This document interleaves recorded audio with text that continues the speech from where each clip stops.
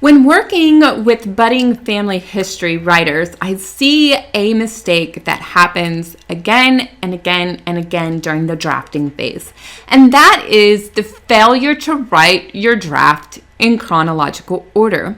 In today's video, I'm going to show you why that is a problem and what to do about it instead. And today we're going to talk about the importance of writing in order. Now, if you've seen any of my other videos, you know that I typically don't write everything in order, but when I have a draft to share with others, my stories are in order.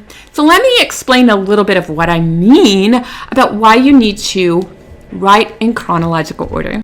So I was recently working with a particular client, and they wanted to have a story about one ancestor that had multiple tracks in their life.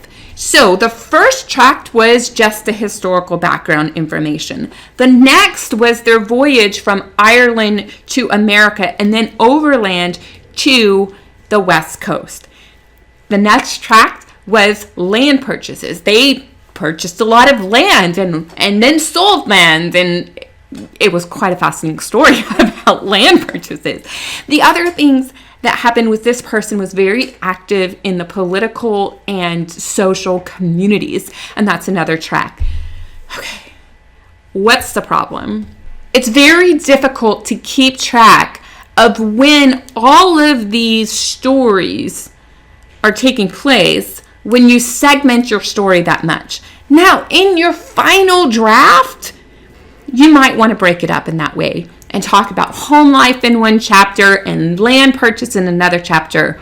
But when you're drafting the story, you're going to miss a lot of clues of how did the land purchase impact or affect their political and social community. How did that travel from Ireland to America and then to the West Coast impact their family life, as well as did it set the stage for what they did later and where they purchased land, who they connected with politically, what type of political views that they had and espoused, and did any of this happen before they left Ireland?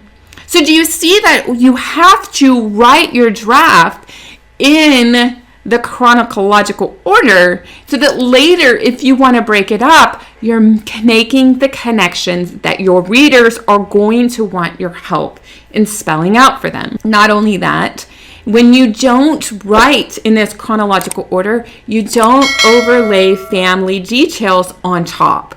So, did they go on a land purchasing spree right before a number of their children came into adulthood? Were any of the marriages politically or socially beneficial to the ancestor that was the migrant?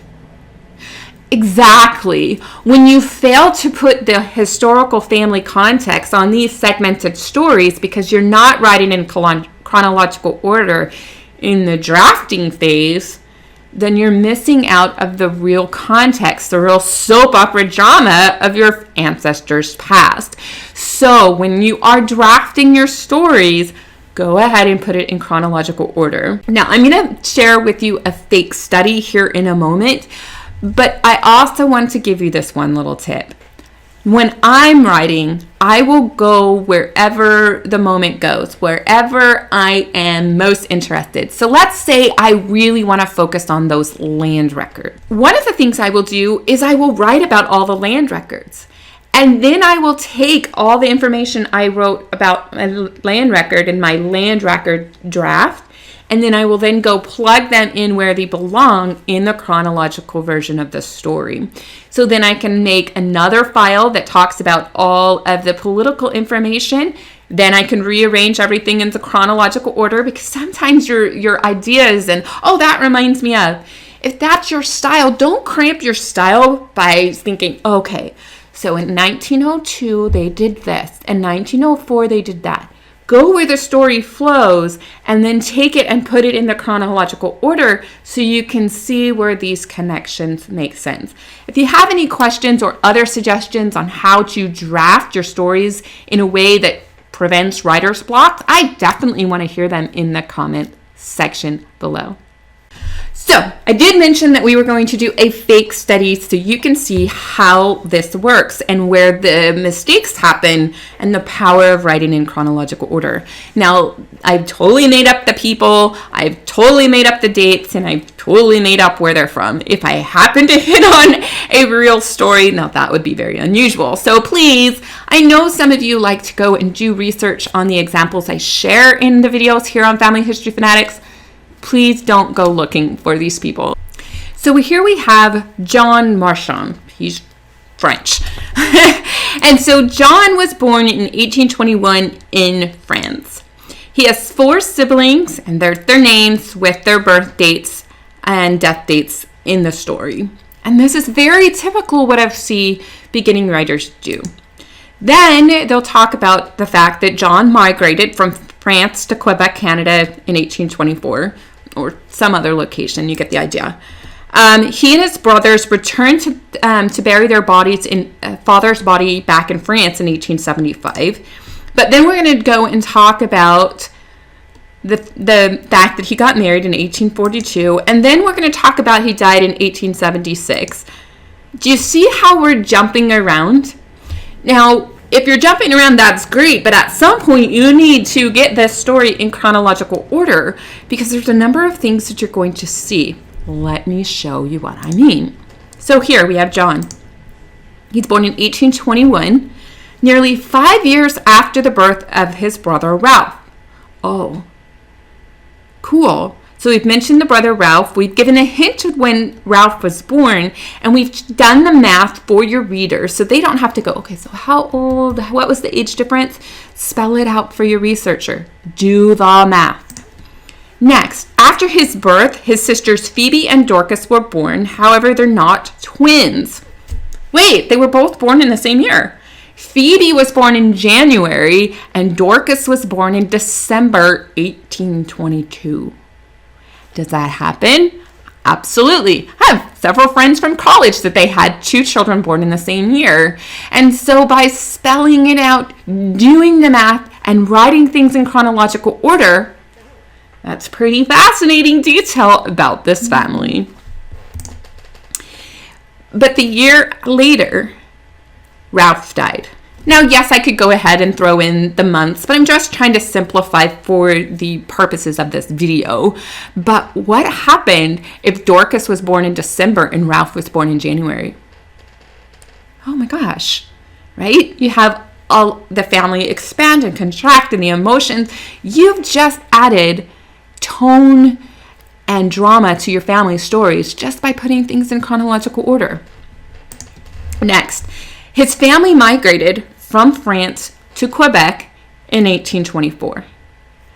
Can you imagine for a moment John's mother and the fact that she had to leave Ralph behind the gravestone? She won't be able to visit that gravestone ever again. Now you see the power of chronological order. Okay, let's go on. So John's youngest born brother, Stephen, was born in Quebec in 1825. Okay, wait a minute. In the previous timeline order, we didn't pick up that Stephen is the first one born in the new land. So I have a family, Helen Grace Zemstein. She was the first of my Professor Zemstein's children to be born in America. The first 2 were born in Canada. That's a cool story, and I can relate to this. But if things were in that jumbled, disorganized order, you can't see that really cool detail. So now he marries Catherine in 1842. Dorcas died in 1875. And in that same year, the dad died, as suggested by the fact that the brothers took the father's body back to France. And oh, by the way, John died in 1876. How long had he been back from France before he died? And then think about the surviving siblings that I mentioned in the next point. They have lost their sister. The brothers have taken their father back to France, and then they've lost another brother. That is the beauty and the power of writing in chronological order. So when you are drafting your family histories, please write the stories in whatever format naturally flows, but then organize them in chronological order, and pay attention to the family dynamics that are ready and waiting for you to find if you will do that. And then when you get into the next phase of editing, which we're going to talk about in this video, then you can add more details and more power to your stories. If you have any further questions, you know what to do. Use the comment section below.